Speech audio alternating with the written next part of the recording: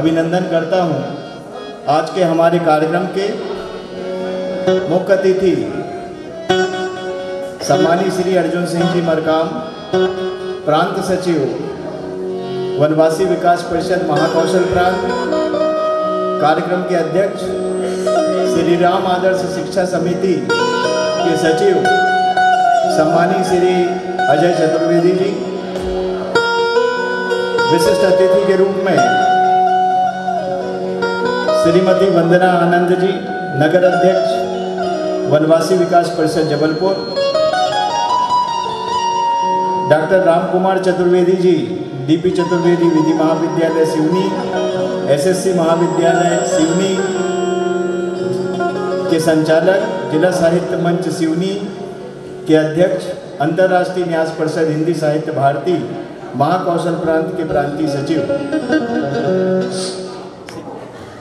मंचासीन अतिथियों के रूप में हैं और आज के इस कार्यक्रम में उपस्थित वरिष्ठ साहित्यकार श्रीमती रजक मैडम, मध्य प्रदेश उच्च न्यायालय की अधिवक्ता एवं सभी अतिथियों का इस मंच से और सभी विशिष्ट अतिथियों से आग्रह करूंगा कि माँ भारती के चित्र के सब आज के कार्यक्रम का शुभारंभ करेंगे।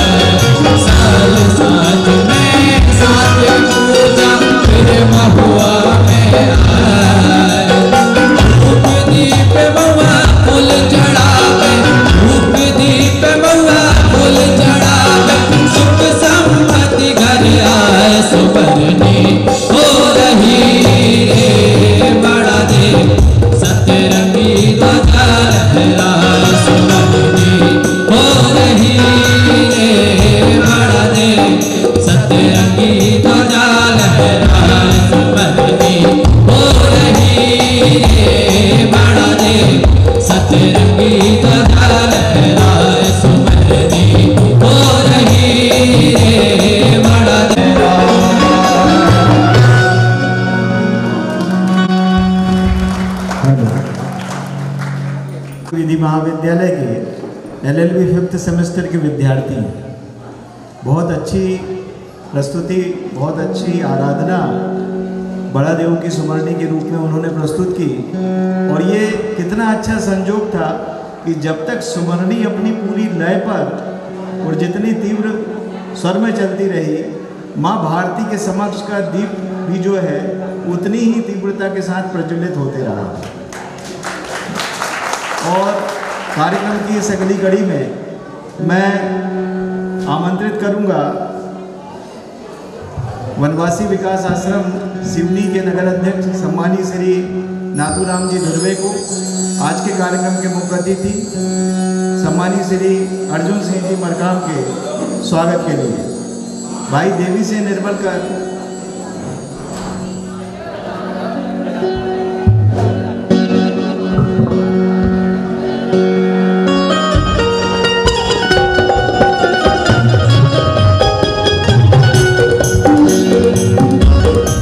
और स्वागत की इस कड़ी में मैं आग्रह करूंगा श्री संजय शर्मा जी से कि वे आज के इस कार्यक्रम में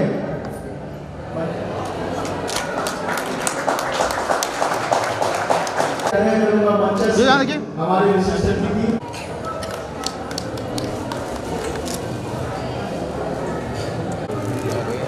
ऐसा थोड़ी होता है यार, श्याम भाई बड़े लीजिए सर, सब कैसे लीजिए।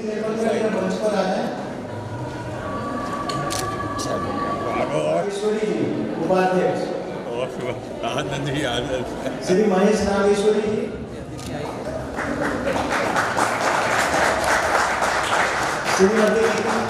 श्रीमती वंदना आनंद जी, नगर मैम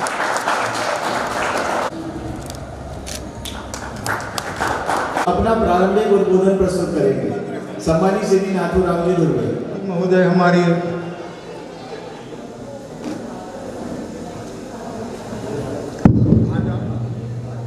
और मंच में विराजमान हमारे नगर अध्यक्ष महोदय आदरणीय चतुर्वेदी जी, जो कि आज की अध्यक्षता कर रहे हैं। साथ ही विशिष्ट अतिथि महोदय हमारे जबलपुर से पधारी हुई हैं, महानगर वनवासी विकास परिषद के अध्यक्ष हैं आप। उनके बाजू में आदरणीय हमारे अर्जुन सिंह मरकाम जी, जो कि दमोह से पधारे हुए हैं। आप हमारे प्रांत महाकौशल के वनवासी विकास परिषद के सदस्य हैं।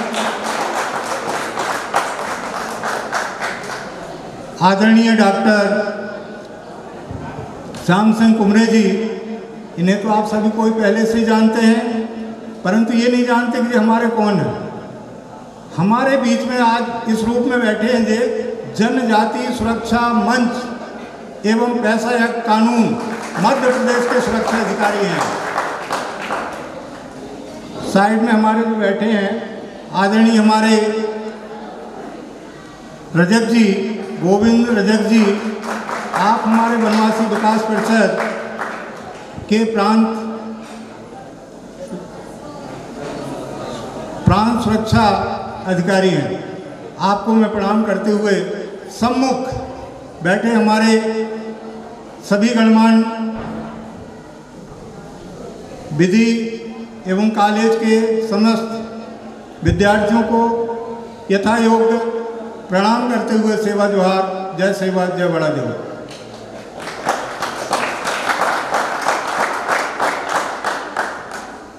भाई आज हमारा ये वनवासी विकास परिषद का मंच है। जे आज के दिन क्या था कि वनवासी विकास कल्याण आश्रम की स्थापना हुई थी, इसलिए हम प्रति वर्ष 26 दिसंबर को यह स्थापना दिवस मनाते हैं। साथ में जिन्होंने स्थापना किया उनका नाम है आदरणीय वनयोगी बाला साहब देशपांडे जी। भाग्य ऐसा है कि उनका भी जन्मदिन आज के ही दिन है, इसलिए हम उनका भी जन्मदिन मनाते हैं। और हम वनवासी करते क्या हैं, पहले तो मैं आपको जानकारी दे दूं कि हमारे देश में अनेक संगठन हैं। प्रायः सभी लोग ये जानते हैं कि जितने संगठन हैं वो नेतागिरी करते हैं और चुनाव लड़ते हैं, और चुनाव लड़के शासन की ओर दौड़ते हैं, शासन करते हैं, हमारे ऊपर राज करते हैं। हमारा संविधान, हमारा समिति ऐसा नहीं है। हमारा समिति ना कोई चुनाव लड़ता, ना उसे किसी राज की अभिलाषा है, ना किसी गद्दी की अभिलाषा है, बल्कि बिना शासन के सहायता के, आप लोगों की सहायता को स्वीकार करते हुए समाज की सहायता करता है।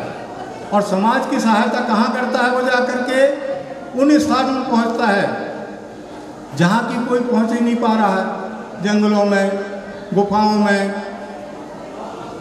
कंदराओं में, जहाँ की वनवासी बसे हुए हैं। आज हमने मान लिया है कि वनवासी केवल आदिवासी को कहते हैं, लेकिन ऐसा नहीं है। उन वनों में आज भी ग्वाले बसे हैं, लोहार बसे हैं, ये सब वनवासी हैं, उनकी सेवा करते हैं। और चूंकि ये बात जरूर है कि उन्हें शिक्षा का प्रसार कम है, तो ज्ञान भी उन्हें कम है। ज्ञान कम होने के कारण उनका विकास भी जरा धीमी गति से हो रहा है। तो यह समिति इसलिए बनाई गई है कि शहरों में आकर के जो बुद्धिजीवी वर्ग बैठा है उनसे अनुरोध करे कि भाई ग्रामों में चलिए, और जैसा आपका विकास हुआ है, जैसा आपका विचार उत्कृष्ट है, उतना यदि उत्कृष्ट उन्हें ना बना सको तो कम से कम अपने साथ चलने लायक बनाने का कृपा करें। इसी कड़ी में मैं आपसे बता दूं कि हमारा परिवार तो पूरे भारत में है। उस परिवार में थोड़ा सा मैं परिचय करा दूं हमारे परिवार का क्या है। आज हमारे भाग्य हैं कि हमारे बीच में अतिथि कहो, मेहमान कहो, या हमारा परिवार कहो, जबलपुर से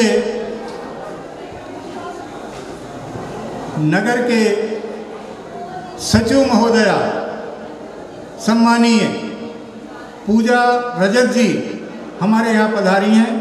मैं उनसे अनुरोध करूँगा कि मंच में आने का कष्ट करें। और हमारे इस विद्यालय की 2 बालिकाओं से अनुरोध करूँगा, कोई मैं नाम तो नहीं जानता, सामने जो बैठी हैं आ जाएं और आदरणीय हमारे पूजा रजक जी का पुष्प से स्वागत करें। ये सामने की 2 बच्चियाँ आ जाएं। आइए बेटा। परिवार तो बहुत बड़ा है, पूरे भारत में फैला है, परंतु सिवनी में सिमट के रह गया है। उस कड़ी में मैं आदरणीय संरक्षक महोदय, आइए आइए, तो आप नारायण सोनकेसरिया जी, आप भी आकर पीछे खड़े होने कष्ट करेंगे। नगर अध्यक्ष हैं हमारे जनजाति सुरक्षा जिला उपाध्यक्ष महेश जी नहीं आए। नगर के उपाध्यक्ष आदरणीय अमर सिंह राठौड़ जी, आप भी कृपया आकर के पीछे खड़े होने कष्ट करेंगे। जिला सचिव हमारे संजय शर्मा जी, आप भी पधारें। नगर सचिव हमारे दिनेश मिश्रा जी, आइए। संगठन मंत्री श्री प्रेमलाल धनखड़ जी, आइए। धनखड़ जी, प्रोफेसर अखिलेश यादव जी, आप हमारे विधि सुरक्षा अधिकारी हैं। यादव जी आइए। हित रक्षा प्रमुख आदरणीय हमारे प्रहलाद यादव जी वकील साहब आए हैं क्या? नहीं आए। अरुण परमार जी व्यापारी हैं, आप हमारे सदस्य हैं बनवासी के।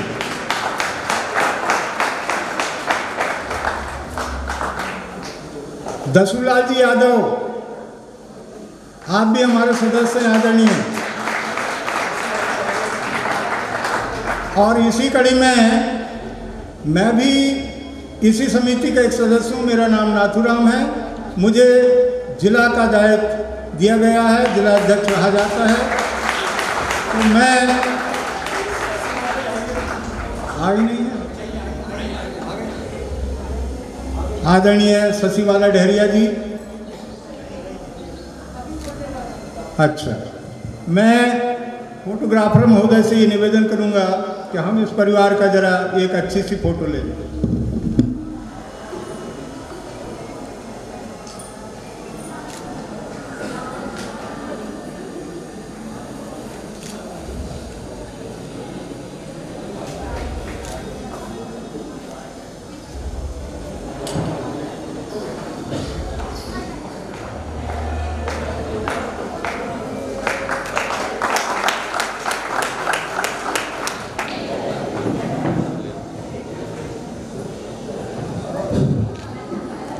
हमारे आदरणीय प्रसूदय महोदय को कि वे अपना मन संभालें। इसके पश्चात हम कार्यक्रम की अगली कड़ी में आज के हमारे कार्यक्रम के मुख्य वक्ता सम्मानीय श्री अर्जुन सिंह मरकाम जी, जो कि प्रांत सचिव हैं वनवासी विकास परिषद महाकौशल प्रांत के, और आज के इस कार्यक्रम के मुख्य वक्ता भी हैं। मैं उनसे सादर अनुरोध करूंगा कि वे आज के इस आयोजन पर अपना वक्तव्य प्रस्तुत करेंगे। सम्मानीय श्री अर्जुन सिंह मरकाम जी। बोलिए बड़ा देव भगवान की जय। भारत माता की, माता सरस्वती की। आज सिवनी जिले के इस एसएससी महाविद्यालय में वनवासी कल्याण आश्रम के स्थापना दिवस 26 दिसंबर को आयोजित हमारा स्थापना दिवस कार्यक्रम में मंचासीन आज के कार्यक्रम में हमारे सम्मानीय और जनजाति सुरक्षा मंच के केंद्रीय अधिकारी और शासकीय सेवा से सेवानिवृत्त IAS जो कि मध्य प्रदेश शासन सचिव लेवल से सेवानिवृत्त श्रीमान कुमरे साहब, श्याम सिंह कुमरे साहब हमारे मार्गदर्शक हैं।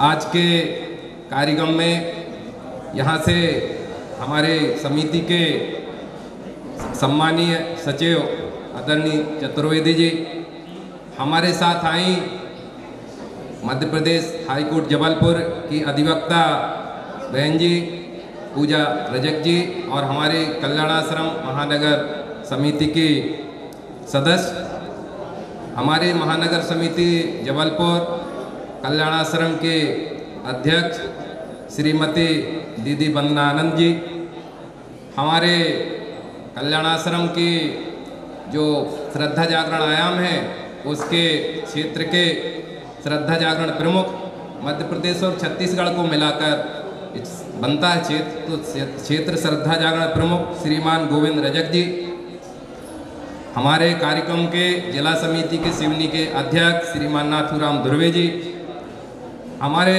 कल्याणाश्रम के शिक्षा आयाम के प्रांत प्रमुख श्रीमान थान सिंह कटरे जी, हमारे जिला संगठन मंत्री सिवनी के श्रीमान प्रेम धनगर जी, सभी यहाँ पर ज्येष्ठ श्रेष्ठ विद्यालय परिवार के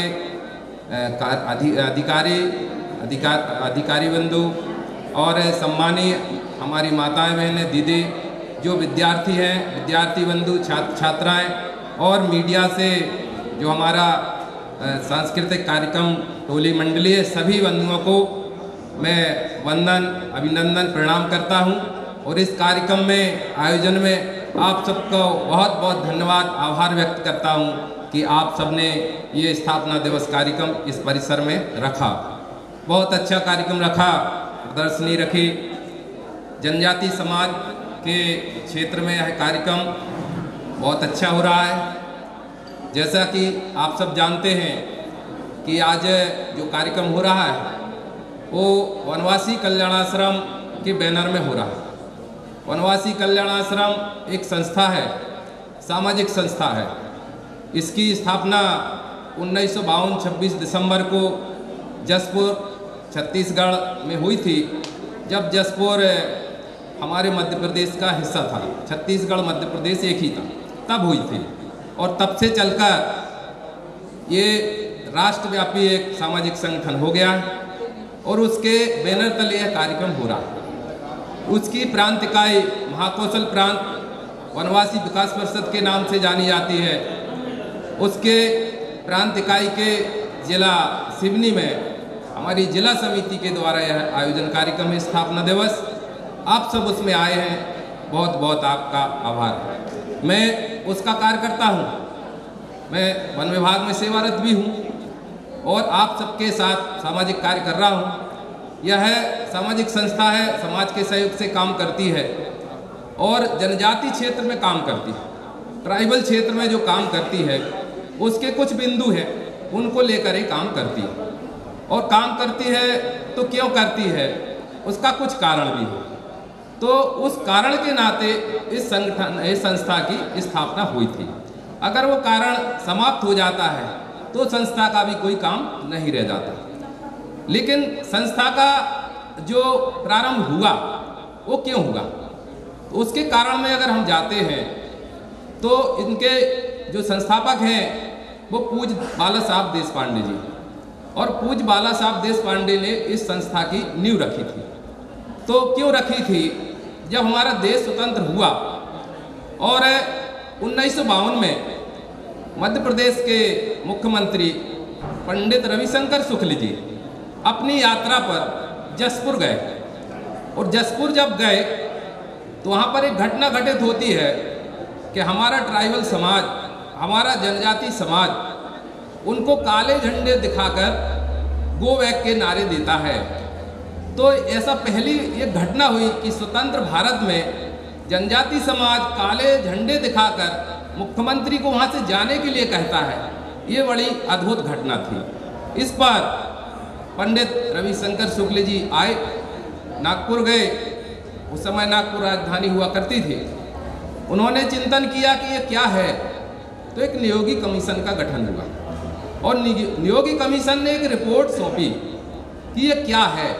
तो ये पता चला कि उस समय वहाँ पर जो मिशनरी संस्था थी, ईसाई मिशनरी संस्था थी, उनके वहाँ पर स्कूल, विद्यालय, चिकित्सा केंद्र, ऐसे अन्य अन्य कार्यक्रम चलते थे।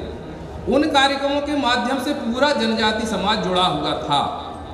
उस समय कांग्रेस की सरकार थी, तो वो लोग नहीं चाहते थे कि सरकार का कोई कार्यक्रम ऐसा बढ़े जिससे कि उनका कार्यक्रम रुके। उनको क्या कार्यक्रम करना था, शिक्षा के माध्यम से, स्वास्थ्य के माध्यम से जनजाति समाज को अपना तो बनाना था, लेकिन उनको जो भारतीय है, जो राष्ट्रीय है, जो भाव ये है, धर्म संस्कृति का भाव है, वो उसको तोड़कर अपना बनाना था। उनको अपना गुलाम बनाने के लिए फिर से उनको ऐसी रचना करना थी कि ये सब कुछ सीख जाएं, लेकिन ये सीख जाएं कि ईसाई मिशनरी और अंग्रेज ही इनके पालक हैं। अंग्रेज तो चले गए, लेकिन वो विचार के पालक हैं, यही उनके माई बाप हैं, यही सब कुछ है, ये वो सीखे रहे। तो इस कारण उन्होंने ये कहा कि यहाँ पर ये जो आए हैं, जो मुख्यमंत्री आ रहे हैं, ये तुम्हारे भले के लिए नहीं आ रहे हैं, ये तुमको यहाँ से ऐसा ऐसा कर देंगे, और भ्रमित करने का काम करके उनको कहा इनको वापस करो, नहीं तो तुम्हारा भला नहीं होगा। भोले भाले लोग जिनके साथ रह रहे थे, कुछ समय से जुड़े थे, इसलिए उन्होंने उनकी बात मानी और उसमें सच्चाई समझी, अपना थोड़ा सा विवेक नहीं लगाया, और उस कारण उन्होंने झंडे दिखाए। और इसके बाद जो रचना बनी कि क्या किया जाए, तो कहा एक कोई ऐसा व्यक्ति मिल जाए जो इनके यहाँ काम कर सके। तो उनकी चुनौती इतनी सरल नहीं थी।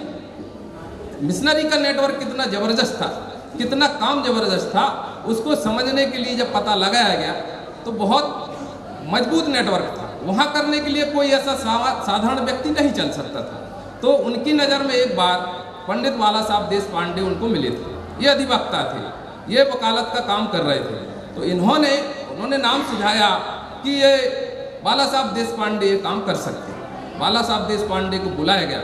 उन्होंने कहा कि आप एक काम करिए, इसका पता लगाइए कैसे हम इस चीज़ को ठीक कर सकते हैं। तो बाला साहब देशपांडे गए, उन्होंने अपना वहाँ सर्वे किया और सर्वे में बताया कि हमको कम से कम 100 प्राथमिक विद्यालय, मिडिल के विद्यालय हमको वहाँ खोलने की अनुमति दीजिए।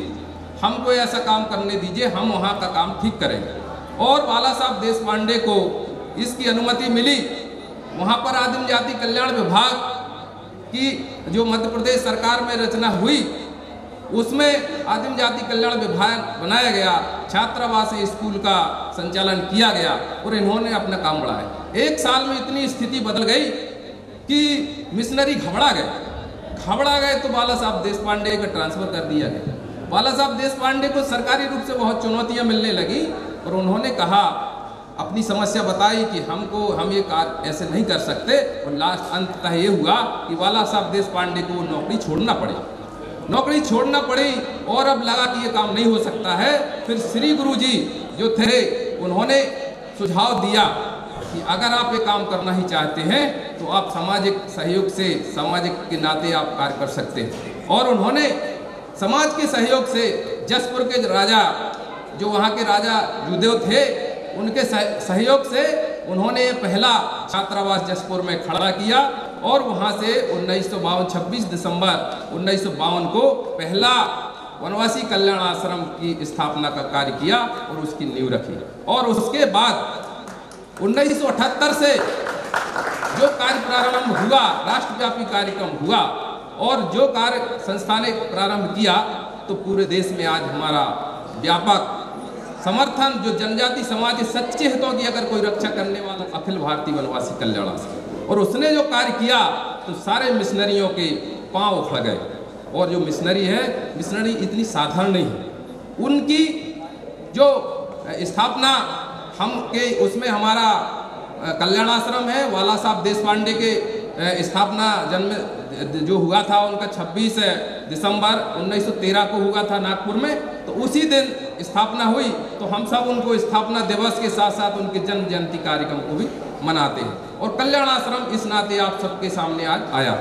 बंधुओं, जनजाति समाज के क्षेत्र में जो काम कर रहा है कल्याण आश्रम, तो ये वही काम लेके खड़ा हुआ है। शिक्षा, स्वास्थ्य, खेलकूद, खेल आयाम है, हमारा श्रद्धा जागरण धर्म संस्कृति की रक्षा के लिए, महिलाओं के लिए महिला आयाम है, युवाओं के लिए युवा का कार्य है, जनजाति समाज के हितों की रक्षा के लिए हमारा एक हित रक्षा आयाम है।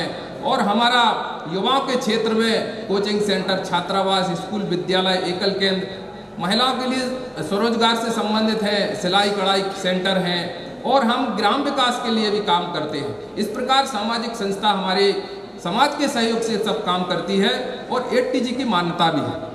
अगर कोई हमको दानदाता दान देता भी है तो उसको 50% जो टैक्स की छूट रहती है 8TG के तहत, उसको छूट भी मिलती है। तो हमारे जो दानदाता हैं वो हमको सहयोग करते हैं और उन दाताओं के सहयोग से हम अपना कार्यक्रम भी चलाते हैं। लेकिन जो मुख्य हमारा उद्देश्य है वो ट्राइबल क्षेत्र का है।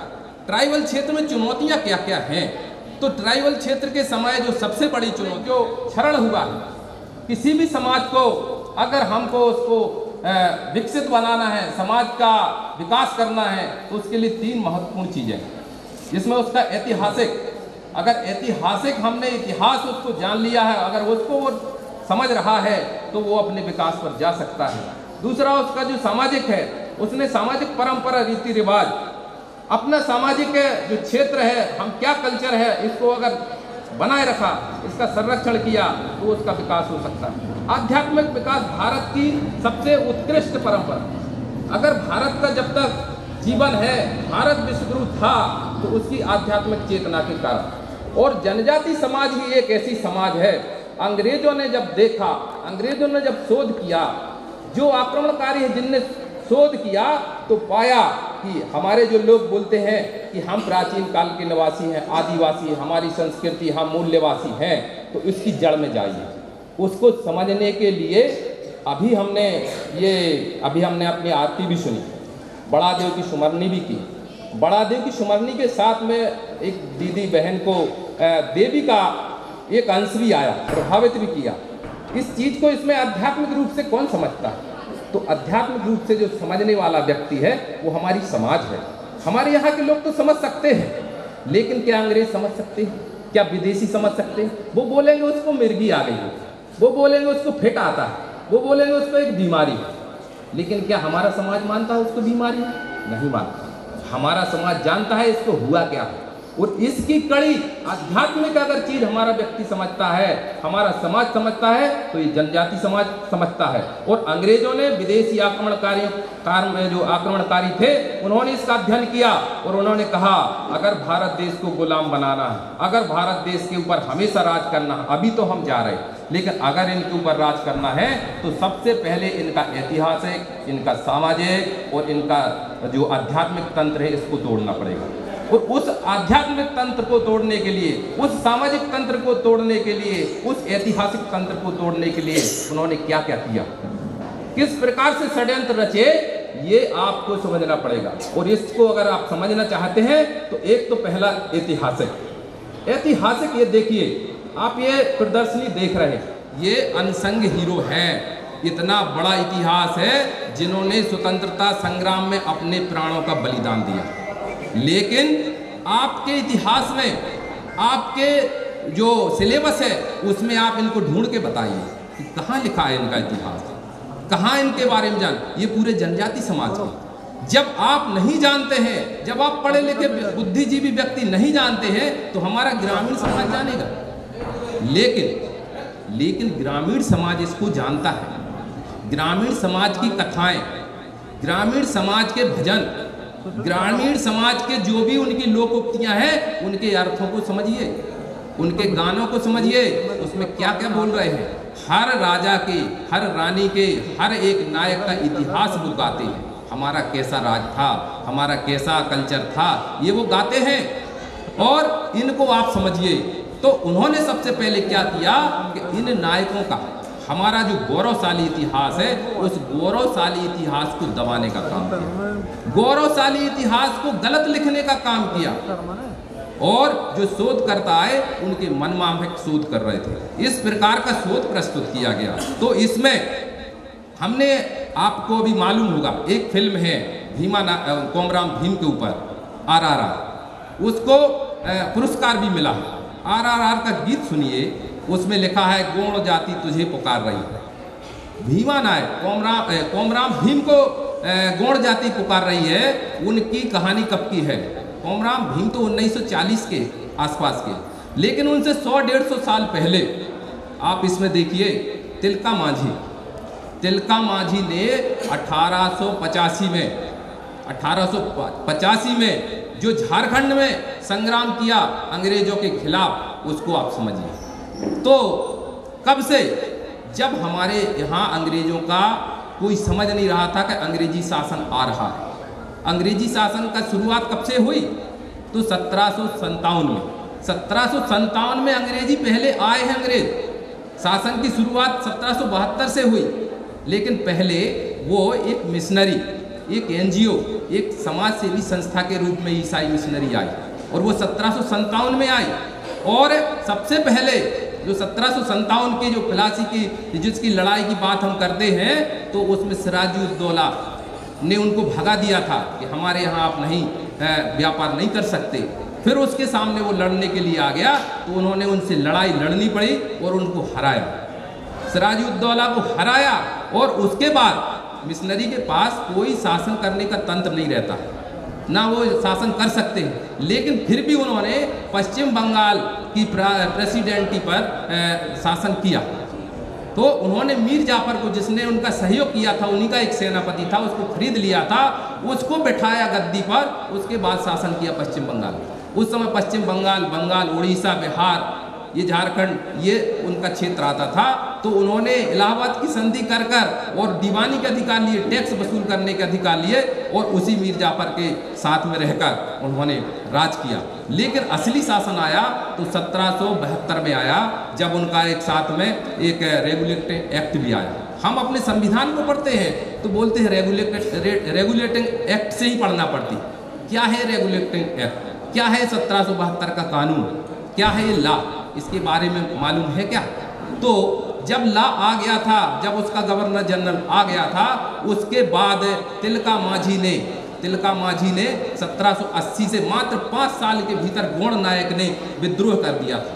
जब कोई समाज समझ नहीं पा रहा था कि ये अंग्रेज क्या है, ये शासन क्या है, तब हमारा गौड़ जनजाति का नायक तिलका मांझी ने युद्ध संग्राम किया। और तिलका मांझी को जब पकड़ा गया, तिलका मांझी के तीर से जब वो उनका वो गवर्नर आया था वारिंग हेस्टन, तो उसने इनके देखा ये तो बहुत बड़ा घातक है, तिलका मांझी कंट्रोल में नहीं है, फिर भी उनने कलेक्टर रैंक का जो अधिकारी है उनका, उस कलेक्टर रैंक के अधिकारी को उनके तीर से मार गया था। तो उसने पकड़ा जब, तो 40 किलोमीटर दूर से तिलका मांझी को 4 घोड़ों में बांध के घसीट के लाए, और घसीट के लाने के बाद उनको जो वहाँ का भागलपुर का चौराहा है, उस भागलपुर के चौराहे पर 40 किलोमीटर से घसीट के लाकर कोई उसमें जान बची होगी क्या? लेकिन चौराहे पर मारा गया, पब्लिक को दिखाया गया, उनको दिखाया कि हम कैसे क्रूर हैं। उस समय तुम्हारा रेगुलेटिंग एक्ट आ गया, तो कहाँ तक रेगुलेटिंग एक्ट, जब तुम चौराहे पर किसी को लटका कर एक मरे हुए आदमी को टांग रहे हो। लेकिन समाज को दबाने के लिए, समाज को गुलाम बनाने के लिए उन्होंने ऐसे ऐसे क्रूर वो किए, और उसके बाद उनको लटकाया, मारा। पर समाज ने क्या शिक्षा ली कि सुनो, आपने उनको मारा जरूर है तिलका मांझी को, लेकिन तिलका मांझी की आंखें झुकी नहीं, फांसी पर चढ़ा दिया लेकिन आंखें तो दूर कर देख रही थी, उनकी पलकें झुकी नहीं। ऐसे तिलका मांझी, इसमें मिलेगा इतिहास। और क्या, झारखंड के बुद्धू भगत को जब उन्होंने अपना उसके पे 1857 के पहले 30-31 की बात है, 30-31 में बुद्धू भगत ने आंदोलन किया। उनने वो तो बुद्धू भगत तो मरे, उनके 2 पुत्र हलधर और गिरधर ये भी शहीद हुए, उनकी 2 पुत्रियां पुनिया झुनिया ये भी शहीद हुई। सिद्धू कानू भी मरे, उनके चांद भैरव 2 भाई, उनकी 2 बहनें क्या बोलते हैं, उनकी 2 बहनें हैं, तो उनकी 2 बहनों को भी उन्होंने फांसी पर उड़ाया। तो क्या आया उनके ऊपर, बहनों के ऊपर आया कि इनकी बहनों ने 21 अंग्रेज अधिकारियों की हत्या की है। तो ऐसे ऐसे हमारे नायक हुए, इसमें लिखे हैं, आप उनको जरा देखें तो ये इतिहास है। हमारी रानी दुर्गावती, हमारे राजा शंकर साय रघुनाथ साहब, हमारे वीर नारायण छत्तीसगढ़ से, हमारे ज्ञान सिंह उड़ीसा के, सुरेंद्र शाह, ये पूरे नायक जो लिखे, इनका सबका इतिहास पढ़ो तो तुम्हें पता चलेगा कैसे इनके इतिहास को दबाया गया। क्यों नहीं पढ़ाया गया? इसलिए नहीं पढ़ाया गया कि इनका राज था, ये राजा थे, ये शक्तिशाली थे, ये किसी को झुकते नहीं थे। इनके स्वभाव में क्यों किया ऐसा? रानी दुर्गावती ने ऐसा क्यों किया? क्योंकि इनके स्वभाव में गुलामी, किसी की गुलामी करना इनके स्वभाव में नहीं। ये सत्य बोलते हैं, ये मजबूती से काम करते हैं, ये किसी के यहाँ भीख नहीं मांगते। इनकी संस्कृति, जो इनका इतिहास है, तो ये इतिहास दबा रहा है, इनको बताया ना, ये षड्यंत्र किया गया। और इनकी सामाजिक परंपरा क्या है? तो सामाजिक परंपरा में इतिहास दबाया गया, लेकिन इतिहास ऐसा भी लिखा गया कि ये बड़े सीधे हैं, इनका ऐसा कल्चर है, इनका पहनावा ऐसा है। ये नहीं बताया गया कि तुम्हारे पूर्वज कैसा है, तुम्हारा छत्तीसगढ़ में क्या था, तुम्हारे यहाँ कैसा था, ये नहीं बताया गया। तो इन्होंने, इनमें जागृति ना आए। दूसरा, इनका सामाजिक, तो सामाजिक परंपरा क्या है? सामाजिक परंपराओं को बैठ के अपनी समाज का एक निर्णय लेते हैं, अपना निर्णय लेते हैं, अपनी पंचायत करते हैं, स्वतंत्र जीवन जीते हैं, किसी के लिए झूठ नहीं बोलते, किसी को छल नहीं करते, किसी को लूटते नहीं, किसी को पीटते नहीं, हमेशा 24 घंटे सहयोग में खड़े हैं, वनों में रहते। अब क्या कहा, आपकी संस्कृति अलग है, आप तो ऐसा है, आप वैसा है, ये सब नैरेटिव बनाया गया। और बहुत समय की गुलामी के बाद स्वाभाविक है कि व्यक्ति जैसा बार बार बोलेगा वैसा करेगा। तो इनकी संस्कृति को नष्ट करके दूसरी संस्कृति को देने का काम मिशनरी ने किया। उनको दूसरे तरीके से बताया गया। परीक्षा में प्रश्न आए तो प्रश्न जो पूछा जाएगा वो तुमको बताना पड़ेगा। गलत प्रश्न पूछा गया, गलत बताया गया, बच्चा पास हो गया, उसने समझा वाह हम लोग बहुत अच्छा किए, हमारे नंबर आ गए, लेकिन प्रश्न ही गलत था। उनको सिलेबस में ही चीज़ें गलत डाली गई, असली थी, असली नहीं बताया गया। संस्कृति के बारे में है, उनकी संस्कृति कितनी उत्कृष्ट है, वो पेड़ों को क्यों पूजते हैं, वो जल को क्यों पूजते हैं, वो पर्वत को, नदियाँ को क्यों पूजते हैं, वो वनों में क्यों रहते हैं, इसके बारे में किसी ने सोचा? तो जो उनकी सामाजिक परंपरा है, ये सामाजिक परंपरा इतनी उत्कृष्ट है, ये युगों युगों से रहने वाले हैं, लेकिन ये युगों युगों से रहने वाले हैं, लेकिन ये बता दिया कि बाकी समाज से अलग हो। लेकिन बाकी समाज ने भी ये बिठा लिया, बाकी समाज को टाइम नहीं मिला कि हम ये समझ सकें कहीं ऐसा तो नहीं ये मेरे ही भाई हैं, कहीं ऐसा तो नहीं। तो इनको बताया, तो इनके पास अभी आपने गोत्र है, आप अपने गोत्रों के बारे में समझते हैं, आप अपनी धरती के बारे में समझते हैं। तो मकाम, तेकाम, ध्रुवा, पंद्रो, ये सब गोत्र हैं। लेकिन इन गोत्रों को लेकर अगर आप सुनते हैं तो आपको लगेगा कि इनके तो अलग है, लेकिन इसके साथ एक और है। जनजाति समाज की जो पहचान है, उस पहचान में क्या क्या अंग हैं, तो एक गोत्र का अकेली पहचान नहीं है। गोत्र के साथ में पूरी पहचान अगर आपको समझना है और उसमें से 5 बिंदु भी समझ लो तो उस समाज को बता दो तो वो समाज कहीं जाने वाला नहीं। तो पहला नाम हो गया, दूसरी जाति हो गई हम गौड़ हैं, दूसरा कुल गोत्र हो गए हम मरकाम तेकाम। पर ऋषि गोत्र क्या? मरकाम तेकाम जो 7 लोग जो हैं उनका ऋषि गोत्र मारकांडे। ये मारकांडे सब भूल चुके हैं, मारकांडे नहीं बताया गया। मारकांडे ऋषि गोत्र के भीतर मलगाम, करयाम, नेताम, तिलगाम, कुट्टा ऐसे हमारे 7 लोग आते हैं। और ये 3 देव पूजते हैं। ये 3 देव कौन से पूजते हैं?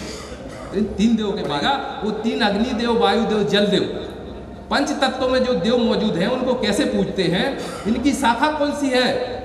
वात्सल्य इनकी शाखा है। इनके इष्ट कौन है? रुद्र भैरव इनके इष्ट हैं। ये कौन से उपासक है? तो ये शैव उपासक भी हैं, ये वैष्णव उपासक भी हैं और ये शाक्त उपासक भी, शक्ति के भी उपासक हैं। इनका पहचान क्या है? तो वृक्ष है, आम है, जामुन है, पीपल है, वट है, ये तो आपको पता है, पर इसका वैज्ञानिक तत्व आपको पता नहीं है, अभी उसको मैं बताता हूँ। पहचान क्या है इनका? एक प्राणी भी है, कच्छप। मरकाम लोग कच्छप गोत्र कच्छप को मानते हैं। कच्छप कछुआ अवतार। ये सबसे पहले सृष्टि का जब मंथन हुआ समुद्र मंथन, तब कच्छप अवतार लिया भगवान ने। उस कच्छप अवतार को हम मरकाम लोग मानते हैं। हम कछुआ को छूते नहीं, पूजा करते हैं, हम उनको मारते नहीं। ये हमारा, पर दूसरे गोत्रों के लिए भी यही है। तो हमारा एक जो ग्रुप है, 7 का ग्रुप है, उसका पक्षी मोर है, ध्वज भगवा है, वेद यजुर्वेद है, धर्म सनातन है, कुल देवी भद्रकाली चंडी है। देव जो देव हैं वो रुद्र कौन से हैं? तो महेश है, महान है, शिव है, ऋतध्वज है, उग्रेता है, काल है। देवियाँ कौन सी? उमा है, उष्णा है, नियत है, सर्पी है, इला है, अंबिका है और काली है। इस प्रकार से जो वेद सूत्र है, वेद सूत्र तो जो ऋषि ने दिया है, जो संपूर्ण वाक्य है वो वेद सूत्र है, पर देवता या ऋषि है। वेद सूत्र 4 होते हैं, तो उसमें 4 में से देव है या ऋषि है, तो हमारे देव ऋषि दोनों चलता है। और इस प्रकार से हमारे अगर समाज की पहचान बताई तो जो ऋषि गोत्र अगर बता देता है व्यक्ति तो उसमें होता है, तो व्यक्ति वहीं से उसकी पकड़ लग जाती है। दूसरा, हमारे जो 36 कुल हैं, अभी बावनगढ़ की बात करते हैं तो बावनगढ़ तो सबने सुने हैं, लेकिन बावनगढ़ मरावी गोत्र के, मरावी गोत्र के जब राजा थे तब बावनगढ़, लेकिन मरावी गोत्र के पहले 36 गोत्र हैं, 36 गढ़ हैं। उन 36 गढ़ में एक ध्रुव गोत्र है। इस ध्रुव गोत्र का क्या है? ध्रुव गोत्र के नीचे ये 6 देव पूजते हैं। ये उन 7 देव में है। देखो 5 देव हैं, अग्नि, जल, वायु, धरती और आकाश। ये 5 तत्वों के 5 देव हैं जो इसमें वास करते हैं। तीसरा सूर्य और चौथा आत्मा या काल, महाकाल को मानते हैं। इस प्रकार के उनके वाचक परंपरा में है। लेकिन ध्रुवा जो 6 देव मानते हैं, एक किसी देव को छोड़ देते हैं तो बाकी 6 मानते हैं। ध्रुवा का गढ़ बिलहरीगढ़ है, इरकिरा का गढ़ जैतगढ़ है, इरमो का चौरागढ़ है, एलाड़ी का धर्मगढ़ है, उदकाम का मनोरगढ़ है, रुद्रा का अमरगढ़, कोहट्टा का छत्तीसगढ़। ये 7 गढ़ हैं जो 52 गढ़ों में हैं, तो है नहीं है तो नहीं, पर ये मूल गढ़ है। पहले भरद्वाज गोत्र है। भरद्वाज गोत्र सात्रदेव पूजने वालों का है। उसमें मरावी लोग हैं, उनका एक ग्रुप है, मैंने एक ग्रुप बताया ध्रुव ग्रुप। दूसरा ग्रुप है ये भरद्वाज ग्रुप है, इसमें 7 लोग हैं। इसमें मरावी है, मंडला जो उनका गढ़ है, स्वाम है जिनका रतनपुर है, मारुत है जिनका साहेपुर है, पंद्रो है जिनका अजयगढ़ है, फुरसेंगा है जिनका चांदागढ़ है, कोलिया जिनका लोहागढ़ है, कुंजाम जिनका जैतगढ़ है। दूसरा ग्रुप है ये, इसका भरद्वाज ऋषि गोत्र है। तीसरा जो मारकांडे में बता चुका हूँ, वशिष्ठ गोत्र है। ये भी 7 देव पूजते हैं। वशिष्ठ गोत्र के मिश्राम का मेलगढ़ है, खुसराम का बांधोगढ़ है, सोरी का विजयगढ़ है, सोयाम का मानगढ़ है, सिरसों का शंकरगढ़ है जिसको निंगोगढ़ कहते हैं, वो इरचो का रायगढ़, वो किरचो का मनेन्द्रगढ़। ये हमारा 5वां गोत्र है। 6वां हमारा गोत्र है उद्दालिक। उद्दालिक ऋषि गोत्र के नीचे ये लोग आते हैं। उदकाम जिनका गढ़ टीकमगढ़ है, पिदकाम अमरगढ़ है, इटिया इमलीगढ़ है, कड़ोपा जूनागढ़ है, करपेती भित्रीगढ़ है और उर्रेती नवागढ़, झिरकाम अम्बागढ़। ये इनका उद्दालिक गोत्र है। पारासर गोत्र का है जो 6वां गोत्र है। सिंदूरा लहरकोट एक ही गढ़ है। परतेती पोरते लोग जो लिखते हैं, एक देव पूजते हैं अथवा 5 देव पूजते हैं। और कश्यप गोत्र के जो लोग हैं वो इसके छोड़ के ये सूर्यवंशी, चंद्रवंशी, ऋषिवंशी तीनों में क्षत्रियों की जो पहचान है, सूर्यवंशी, चंद्रवंशी, ऋषिवंशी और नागवंशी, ये 4 पहचानों में हमारा ट्राइबल समाज है। आप भी उसी में से हैं। आप लोग भूल गए, अथवा अंग्रेज जब आए, जब उन्होंने संविधान लिखा, तब उन्होंने कुछ समझ में नहीं आया कि ये मरकाम कौन है, तेकाम कौन है, बघेल कौन है, चौहान कौन है। तो पता चला उधर राजस्थान गए तो बघेल को एसटी में डाल दिया, इधर आए तो बघेल को दूसरे जगह डाल दिया, उधर गए तो कुछ और डाल दिया, चूंकि वो लोग जानते नहीं थे। इस प्रकार के संस्कृति में, उनकी रीति रिवाज परंपरा में भी गड़बड़ किया गया। और जो हमारे पास आज उपलब्ध लेख हैं, जो गोत्र हैं, जो पेड़ हैं, उनके बारे में वो ठीक से नहीं जानते। मैं पेड़ की बात कर रहा हूँ, वृक्षों की बात कर रहा हूँ। तो ये वृक्ष क्या है, पेड़ क्या है, प्रकृति क्या है, प्रकृति पूजा। अभी देखो, हमने जो आरती पूजा की है उसमें 33 कोटि बड़ा देव को मना रहे हैं, 33 कोटि देवताओं को मना रहे हैं। ये 33 कोटि देवता कहाँ रहते हैं? तो 33 कोटि देवता प्रकृति में निवास करते हैं। और प्रकृति यानी क्या? प्रकृति मतलब तुम्हारी इतना की धान गेहूं की फसल नहीं है, इसके पास तुम्हारे खेतों के आजू बाजू में जो पेड़ पौधे लगे, ये प्रकृति नहीं है। अगर प्रकृति को समझना है तो प्रकृति पूरा हमारे नगर से लेके अरण्य तक, जंगल, वन, पर्वत, पहाड़, नदियाँ, ये वातावरण, वायुमंडल सब कुछ मिलाएंगे तब प्रकृति बनती है। और प्रकृति में जो हमारे 33 कोटि देवता निवास करते हैं, वो प्रकृति सबसे शुद्ध वातावरण अगर पाया जाता है तो वनों में पाया जाता है। हमारा जनजाति समाज है जो वनों में कब से निवास कर रहा है, प्रकृति को कैसे पूज रहा है, इसको समझिए। अगर ये लोग बात करते हैं, मैंने सुना वो लोग बात करते हैं कि आप तो प्रकृति पूजक हो, आप तो आदिकाल से हो, आप तो ये हो, आप तो वो हो। तो मुझे ये बताओ, आदिकाल से हो तो जब सतयुग लगा था तब कहाँ थे? तब तुम्हारा नाम क्या चलता था? त्रेता युग लगा था तब तुम कहाँ थे? तुम्हारा त्रेता युग में नाम क्या था? तुम द्वापर युग में भी रहे होगे, तो द्वापर युग में क्या थे? फिर द्वापर युग में जब महाभारत खत्म हो गया तो उसके बाद 3000 साल और निकल गए, तो उसमें तुम कहाँ थे? अपना नाम बताओ, वहाँ बताओ कि हम यहाँ थे। तो हम आपको माने नहीं, अचानक प्रकट कैसे हो गए कि आपने इतने समय रहे नहीं और एकदम प्रकट हो गए? तो ये है कि उनको यहाँ भ्रमित कर दिया गया। वहाँ तो वो ठीक कह रहे हैं, परंतु उस समय से जो सनातन संस्कृति थी, अगर तुम वहाँ सनातन काल से हो तो संस्कृति भी एक ही थी जिसको हम सनातन बोलते हैं। सनातन धर्म संस्कृति थी उस समय। उनके वेद शास्त्रों में जो लिखा है उसको आज वैज्ञानिक भी मानने को तैयार है। वैज्ञानिक भी उसी दिशा में काम कर रहे हैं। कुछ समय के लिए भ्रम हो गया, लेकिन ज़्यादा समय तक भ्रम नहीं चलेगा। तो 7 द्वीप, अगर हम पहले मनवंतर की बात करते हैं तो 7 द्वीप थे। और 7 द्वीप में जम्बू द्वीप है, प्लस द्वीप है, साल्म द्वीप है, प्लक्ष है, कौंच द्वीप है, क्रौंच है, कुशद्वीप है और पुष्कर द्वीप है। ये जो 7 द्वीप हैं, इन 7 द्वीपों की पहचान, तो जम्बू द्वीप की पहचान 7 नदियाँ, 7 पेड़, 7 पर्वत, ये सब उनकी पहचान थी। तो 7 नदियाँ, 7 पर्वत, 7 पेड़। तो जम्बू द्वीप की पहचान जामुन के पेड़ से, आम के पेड़ से, वट वृक्ष से है और कदम्ब के पेड़ से है। ये पेड़ इस प्रकार के जहाँ वन पाए जाते हैं वो हमारा जम्बू द्वीप है। पिलक्ष के द्वीप, पाकर के, पीपल के, ये जो द्वीप पाए जाते हैं वो पिलक्ष द्वीप है। इस प्रकार 7 द्वीपों के रहने वाले हम थे। तो हमने उनकी पूजा पहले सृष्टि काल में की, परंतु इनसे क्या ताल्लुक है? इसमें है ताल्लुक। ये में जल प्रधान जो पेड़ हैं, इसमें जल प्रधान पेड़ अलग है, जल तत्व के प्रधान, वायु तत्व के प्रधान, अग्नि तत्व के प्रधान, इस प्रकार 3 तत्वों के प्रधान जो वृक्ष हैं, उन वृक्षों में जो जल तत्व के प्रधान है, तो जामुन का पेड़ जल तत्व का प्रधान है, जो एक गोत्र वालों की निशानी है। और आम का पेड़ जल तत्व का, गूलर का पेड़ जल तत्व का प्रधान है। आप जामुन की लकड़ी को हजारों साल के लिए जमीन में गड़ा दीजिए, जल में डाल दीजिए, कभी खराब होने वाली नहीं, क्योंकि वो जल तत्व का प्रधान है। वायु तत्व के प्रधान है, पीपल, बरगद है, नीम है, ये वायु तत्व प्रधान है। तो हमारा समाज जानता है कि जल देवता कहाँ निवास करते हैं, तो जामुन के पेड़ में भी निवास करते हैं। हम जामुन के पेड़ में जल देवता की पूजा करते हैं। अग्नि तत्व को प्रधान पीपल का पेड़ है, समी का पेड़ है। हम जब हवन करते हैं तो हम उसमें समीदा लगाते हैं। अग्नि तत्व प्रधान की पेड़ की हम पूजा करते हैं और अग्नि देवता की पूजा करते हैं। वायु तत्व प्रधान की पूजा करते हैं। इस प्रकार हमारा समाज 33 कोटि देवता की पूजा प्रकृति में करता है और 33 कोटि देवता प्रकृति में वो करते हैं निवास, और उनको एक शब्द में, वैदिक शब्द में कहा गया है विश्वरूय देव। विश्वरूय देव कहा गया है, जिनका एक शब्द है 33 कोटि। 33 कोटि को ही विश्वदेव कहते हैं।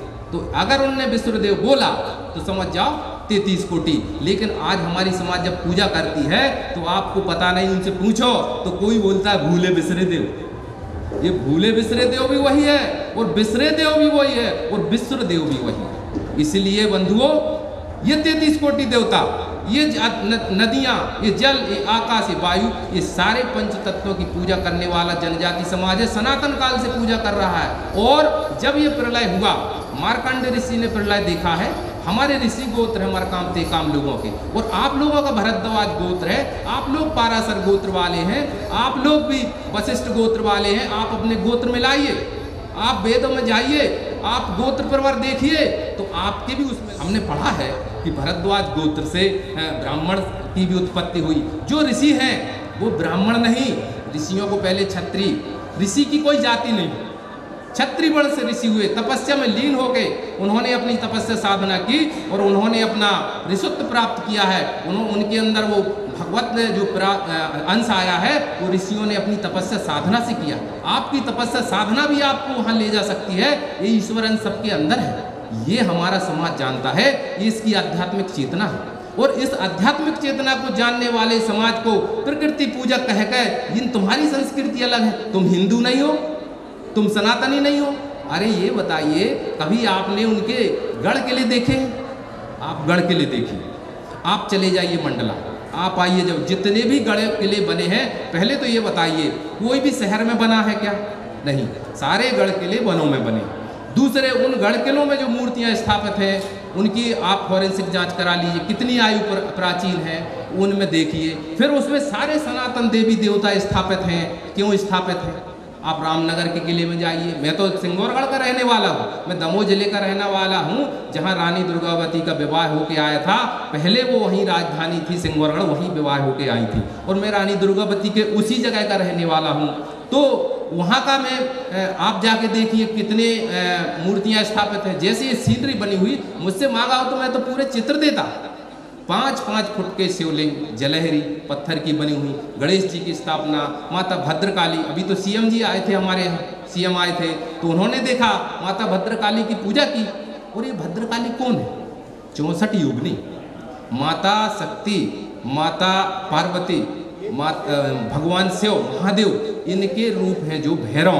ये 64 भैरव, 108 भैरव में 64 भैरव और 64 योगिनी, इनके रूपों को हम पूजते हैं। ये 64 योगिनी, 64 भैरव को पूजने वाला हमारा समाज है, जिसमें चंडी, आप जाइए, सबके यहाँ चंडी लगती है कि नहीं? क्षेत्र में आप जाइए देखिए, तो सबके यहाँ चंडी लग रही है। और उन चंडी माता की पूजा हमारा समाज कर रहा है, वो 64 योगिनी है। ये भैरव की पूजा कर रहे हैं, हम काल भैरव की पूजा कर रहे हैं, हम बटक भैरव की पूजा कर रहे हैं। जितने भी तांत्रिक प्रयोग हमारा समाज कर रहा है, बताइए हमारे समाज के अलावा कोई और समाज है जो तांत्रिक प्रयोग कर रहा हो, तांत्रिक पूजा करता हो? ऐसा कोई समाज आपने देखा? हमारा ही समाज है। उसको पूरी विधि विधान आता है, वो जड़ी बूटियों में देवताओं को जानता है, वो जड़ी बूटियों में ही उनकी शक्ति को पहचानता है। ऐसा हमारा जो समाज है, ये जनजाति समाज है। और ये सारे भैरव, देवियाँ, ये सारे हमारी सनातन संस्कृति के देवी देवता हैं। इन सनातन संस्कृति के देवी देवताओं को इतना बड़ा इतिहास है, कहीं तोड़ा नहीं गया, आज रखा हुआ है। आप रामनगर के किले में जाइए, मोती महल में, वहाँ पर एक इतना बड़ा शिलालेख है जहाँ पर संग्राम साय का इतिहास लिखा हुआ है। वहाँ पर 54 में राजा थे जो थे हृदय साय। हृदय साय ने वहाँ पर जो एक विष्णु मंदिर है, विष्णु मंदिर के वहाँ एक गणेश जी की स्थापना, भगवान गणेश जी की स्थापना की है। और उनकी जो मूर्ति है वो आज मंडला के संग्रहालय में स्थापित, सुरक्षित रखी हुई है। वहाँ पर श्लोक लिखा हुआ, श्लोक क्या लिखा हुआ है? संस्कृत में लिखा हुआ, वो शिलालेख भी संस्कृत में लिखा हुआ है। क्या लिखा है? उस श्लोक को मैं पढ़ता हूँ। विष्णु शंभो गणेशस्य दुर्गायाः स्तरणेश्वया बधित स्थापना मिदम विधाय विबुधालयम। ये श्लोक, उसमें गणेश जी की स्थापना जहाँ की वहाँ लिखा हुआ, ये संस्कृत लिखी हुई है। हमको जो बताया जाता है, हमारी समाज को बताया जाता है कि आप ऐसा है, आप वैसा है। अरे तो फिर उनके इतिहास को थोड़ा बता दो। ये जो सीन लगी हुई है, प्रदर्शनी लगी, इसमें तो अनसंग हीरो है। ये हीरो वो हैं जिन्होंने स्वतंत्रता संग्राम में कहीं ना कहीं अपना योगदान दिया। लेकिन मैं यदुराव जो नागवंशी क्षत्रिय धानु पंडा धारू साहब जो प्रथम जिनको राजा गोण का कहते हैं मंडला में थे, 158 ईस्वी की बात, 158 ईस्वी में यदुराव को ये राज मिला था गोंडवाना का, जिन्होंने बाद में चलाया। और ये पहले थे, उसके बाद संग्राम शाह तो 48वें राजा थे। तो इनका जो सन है 158 से 163 ईस्वी तक 5 वर्ष राज किया था।